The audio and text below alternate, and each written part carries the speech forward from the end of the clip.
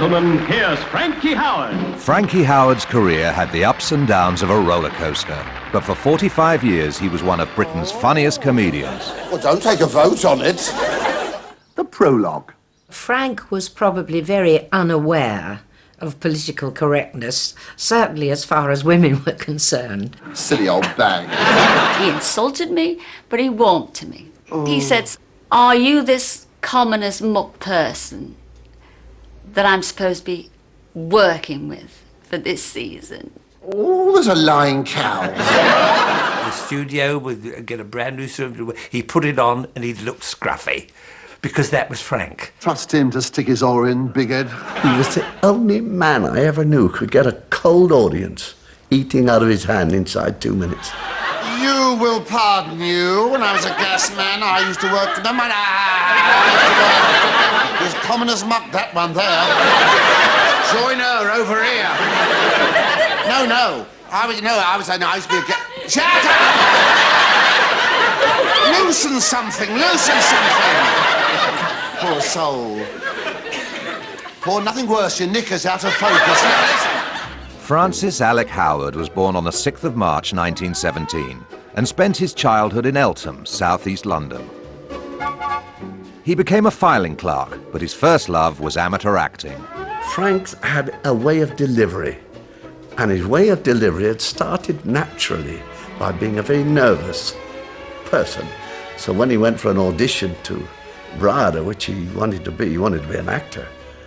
And of course he was saying that, to be or not to be, that is the question. No, listen. No, of course, he never got past the audition. Frankie turned to comedy in the army and in 1946 became a professional comedian. Within a year, Frankie Howerd was a household name on BBC Radio's Variety Bandbox. Now, ladies and gentlemen, now, How to Be a Singer by Francis Howerd. Frank was so big. He had 42% of the country. Now you think of that. Now you think of one show or any show on television or radio that's getting 42%. That's nearly half the population. When you saw him, it made you love him even more, because he was funnier in the flesh, with that face, with the voice. It all married up. No, but it's no, I'm glad you asked. No, because no, fair dues. The U's and the R's, Frank, I think they used to vary. No, what's the day? Ray and I started sort of putting in one or two. In fact, I'd write it, I'll put in the U's and R's. And other people we've spoken to, they said, well, the first thing he said, where's the U's and R's? The hesitations came in, according to him, because he was wondering what he was going to say next. I've got some terrible, awful news to tell you. Oh, nay, lass, nay. Some terrible, awful news to tell you. Oh. You better brace yourself, lad. Well, for the line, you mean? I was waiting for it. He used to accuse me of forgetting my lines. And while he was saying, you've forgotten your line, and me acting up to it, he'd remember what he'd had to say anyway. I said it's going to be fame, didn't I? And fortune. And with a bit of luck, Chuck. You'll know your words next time, yes. In that time, his brain would click, click, click, and it would all come together. As you go by. A lot of his stuff was rehearsed ad-libs. Whenever we were in a rehearsal room, and I was doing one of my singing numbers or my singing and dancing numbers with the girls and all that, at the end of it, he'd always say, shock you, wasn't that awful? I had no idea at all that you could sing so well. Really, you have a marvellous voice. I mean that very sincerely. What a lovely thing to say, Not Frank. at all. That's beautiful. Shocking, wasn't it? It was rehearsed. I admit to it. Frankie's act reflected a lot about the real Frankie. Well, how are you? Are you? Yes, good. Yes. Oh, I'm fine. Yeah, well, I have the aches and pains, but nothing much, because it's mostly nerves with me. He was racked with insecurity, racked with nerves. Don't laugh. It's wicked to mock the afflicted. Frank was normally in the wings before he went on, popping one pill or another. I didn't know what colours were what, but sometimes they were uppers and sometimes they were downers, and he needed those just to get him on. But once he was on, the only pill he needed was the applause. Look at her, all toffee-nosed. She's saying, yeah, look at her, she's going still, no, she's scoffing. She's saying, I do hope he's not going to be vulgar. Don't worry, missus, I know your type, all fur coat and no knickers, so don't sit there scoffing at us, mate. A comedian, in my mind, is that somebody who really goes out there and is very funny and kind of is very funny off stage. Frankie was very serious off stage. He fancied himself as an actor, and then he drifted into comedy, but he never really enjoyed it. He hated what he did. I am Beryl Cuttleband. Must be something wrong with her. Would you permit me to introduce myself? I am Francis A. Howard, Esquire. Oh, don't touch me. I can't stand men touching me. Didn't I tell you now? He loved filming and he loved making films, and that was his ambition. Frankie's first film was a starring role, but deprived him of his vital link with live audiences. Frankie was an enormous star. I mean, you know, the idea of making a movie with Frankie was great. It's a bit eerie, isn't it? Don't be frightened, girl. I'm right behind you. He very much wanted this to turn him into a film star. I don't think it worked out that way. What was that? Isn't it marvellous, eh? I could have walked this way, I could have walked that way, but no, this is me. I think it's very difficult for a comedian who's used to, you know, being a stand-up comedian, working in front of and working off an audience, to suddenly find him or herself in a studio situation, which is notoriously difficult. Aren't I going to see a doctor? All in good time, Mr. Bigger. We must get our clothes off and get into bed first, mustn't we? We? Madam, I have an affliction. I don't think he was ever at home in the cinema as he was when you put him in front of an audience. Oh, no. Everyone's seen that gag. Haven't you? Well, I'll carry on then. He had to be who he was. Because of his acting ability or non-acting ability, he had to retain this link with the audience. Oh, well, these old gags are the best. Frankie had filled theatres and won vast broadcasting audiences for over 10 years. Then it all went wrong. Management wouldn't book me, and agents, they wouldn't book me, you know. Oh, no, I mean, I remember this very well, but it was between 1958 and 1974. Frankie's jokes hid a harrowing truth. At the end of the 1950s, Frankie's comedy career was in crisis. You lose your nerve, and then you don't do it so well, and then you're not wanted, so you lose your nerve more. Then you don't do it so well, it goes on, and gradually you sort of spiral downwards. He was perceived to be passé. You know, oh no, he's old, he's gone, he's yesterday's man. To use an old showbiz expression, he couldn't get arrested, let alone booked or popular or anything. He did tell me about a certain tour that he was on with the great Tommy Steele. Frankie was starring in this show, and Tommy was close in the first half. And he could not follow Tommy.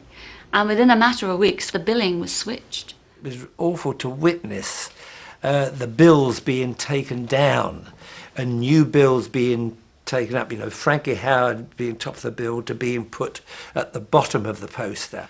All of us in the town were unhappy for him.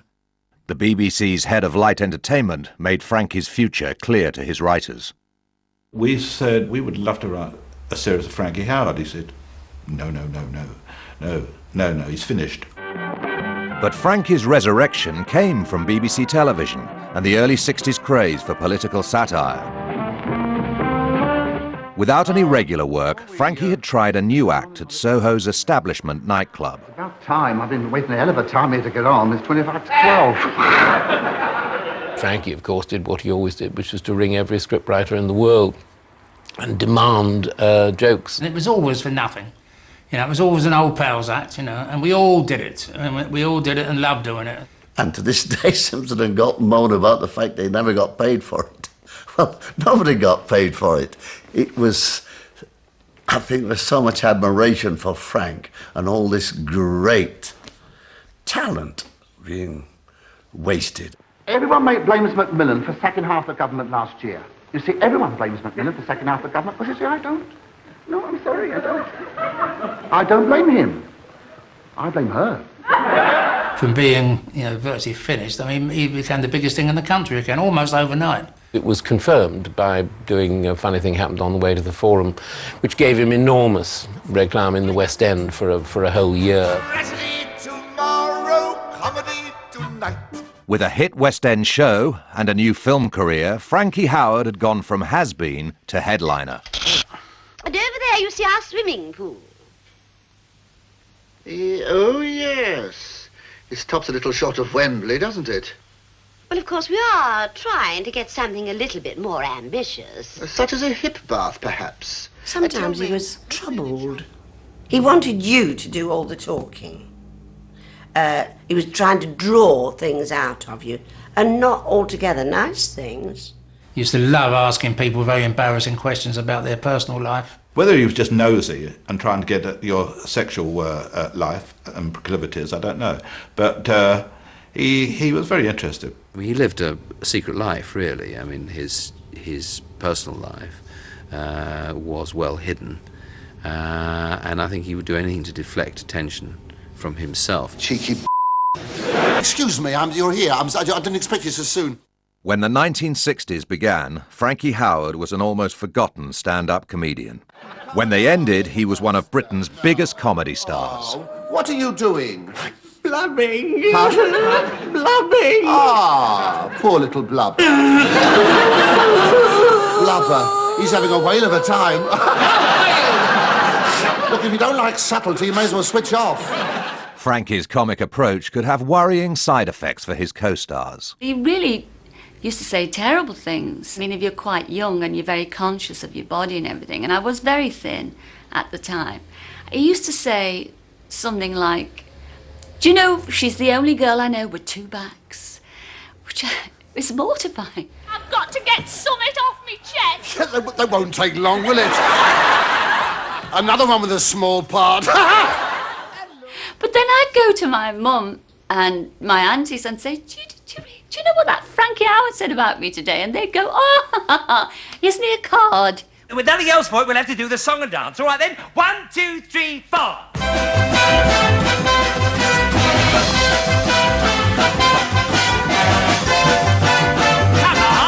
Come on! Don't you know it? Do I look as though I know it? Impossible for him to ever dance. The and a whisk.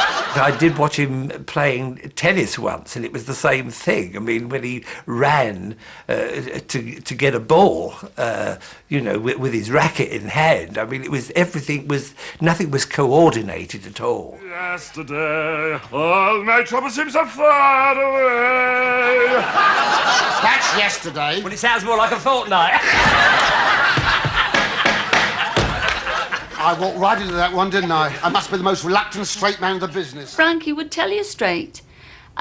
He worried about other comics and other actors upstaging him. Pardon me, do you know the road to the aisles? Oh, yes. Would you like me to play it? No, take it. I had to be subservient in the comedy line with Frank because when I worked with him, I automatically became the straight man. What do you think about the... you mentioned a star or up-and-coming comedian or someone. What do you think about them? I mean, do you think they're funny? Do you think they're funny? Yeah, I think they're funny. And he lost interest, really, when you said yes. In the 1970s, with his own series of comedies, Frankie finally made it as a film star.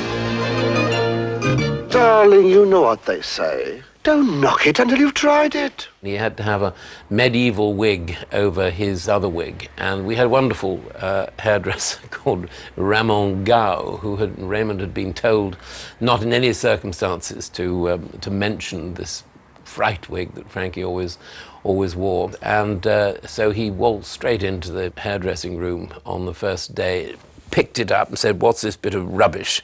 And there was a terrible explosion, and we had to find his lady assistant to do Frankie's hair. He would never admit, although Frankie was Frankie, you'd see sometimes when he glued it on, the glue would be all down the sideburns, because he was just so... That was Frankie. There were two areas you didn't discuss with Frank. One was his personal life, and one was his tonsorial arrangements, which were a well-guarded secret. Frankie's anxieties were often removed by a relaxing evening at the Dogs. He'd get his wallet out, and he'd open it up, and there was like a little purse inside the way, and open it up. He said, "I'll have ½ a crown each way on the number 3 dog or the number 4 dog," and then he'd close it all up and put it back and take the receipt and put it away. And he probably did about 7 and 6 on the night in cold blood. We'd all done about 150 quid, you know. But he always paid the bill and was very, very generous host. He was really a very good friend. He was someone you could go to in trouble, and he did a tremendous amount for people, for friends who were in hospital or something. Frank would always be there. He would have probably liked to have been married and had a family. Dad, did you come in here just to talk money? No, I did not. I came to tell you I'm sending you away to school. School? Yes, school. What the hell for? To get you away from Dolce Vita here for a start. Just 'cause I'm a trendsetter? You look more like a bleeding Irish setter to me. The children just adored him. And he was, you know, the grandfather, really, that my boys never had. I mean, my father died when Robert was just 18 months old. So he would come down to their level. He'd like to know people like me with 3 children and a house in Brighton and Sunday lunches, as Scylla will tell you, you know. He used to phone me up, 9 o'clock. "What are you having for Sunday dinner?" The phone would go and he'd say, "Frank here, what are you doing on Thursday?" "Save it for me, I'm coming down in the evening." "We'll be round for dinner at 8:30. We were having roast lamb, till one day he said, "And what are you having this evening?" And I said, "Roast lamb." He said, "Not bloody roast lamb again." Between the two of us, he probably ate out quite a bit. I expect you're wondering what I've come for. Oh, not really. After all, you're a woman and I'm a man. That is to say, horizontally speaking. Actually, it's become a matter of some urgency. Is it? Don't worry, dear, I shan't keep you long. Must have been very difficult for him, really, in an age when being homosexual was not exactly helpful to your career. And all his jokes were about big women. She had... Well, I must say I could do with something or other. Yes, we'll have the something first. We'll talk about the other later. He always used to make a pass at any male that came within a mile of him. And it may have been he just didn't find me attractive, but he certainly never made a pass at me. He was born at the wrong time. I mean, he said on more than one occasion about his homosexuality that if he could take a pill, which I think this is very sad, if he could take a pill to cure the way he was, he would. And I found that very sad. I really did. You know, it was very upsetting to hear that, because we loved him the way he was. When you're young, you don't need people so much, do you? But I think when you sort of come to when you sort of approach a more, when you reach a kind of a more, or when you're getting past it, you need somebody, don't you? Frank's manager and partner was a tremendous help to Frank. He relied on him. He was somebody who was always there. He arrived on the back of Dennis's moped, and that must have been in the late 50s, and they were together for an awfully long time. I don't think Frankie would have found life half as easy without Dennis, who was there, and was also quite good at sort of being sharply critical if he felt the old boy was getting out of line. Frankie was always worried that he would go out of fashion again. But in the mid-80s, he was discovered by a new generation of teenagers and students. I said, where is this one-night stand? He said, it's the Oxford Union. Well, I mean, naturally, I thought that was a pub. He was a very funny man, and they hadn't seen him before. He was, in a way, a pioneer of those Billy Connolly's and Jack Dees who now take a theatre for a season and can fill it. The audiences he never forgot were the British troops he went all over the world to entertain. We flew, I think, to Belfast, and it was all very hush-hush. Frank would go straight to the front line, given half a chance. He thought he might have owed some kind of a debt to the army because that was where he was discovered. Get the things together. This is the assistant Führer. He wants me to... Because of all the entertaining the troops. I think he resented bitterly that he didn't get more than an OBE. He used to say, you know, what so-and-so's got a knighthood and what did they ever do for the troops? What rank are you, by the way? Sub-lieutenant. Oh, I beg your pardon. You're an officer? Yes. Oh, yep. OK. I'll speak very slowly. The armed forces were amongst his last audiences. In 1992, halfway through recording a television series, Frankie collapsed with heart disease. It was his third illness that year, but for close friends, he bravely kept up appearances. It was Valentine's weekend, actually, so I thought, well, just for love, I'll take him some chocolates with hearts on and all this sort of business. And I walked in on him, and there he was. I said, oh, thank goodness, chocolates. Oh, good. He said, I can't look another flower in the face. So I said, why? Why is that? He said, well, I was in hospital, he said. I had so many flowers up the walls, on the ceilings, flowers, everything. And I didn't know where I was. He said, I woke up, I thought I was in the funeral parlour already. You see, it just went straight into a joke.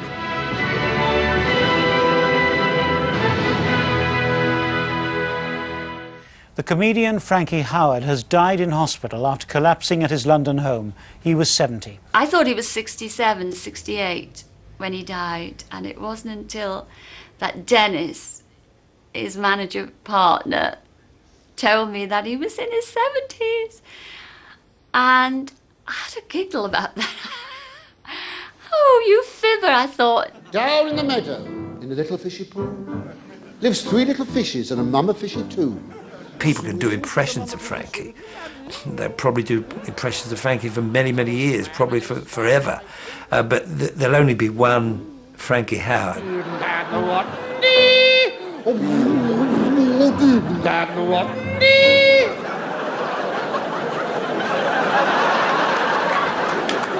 This will get to number 1 of the charts, you know. Oh, me and Madonna, no problem.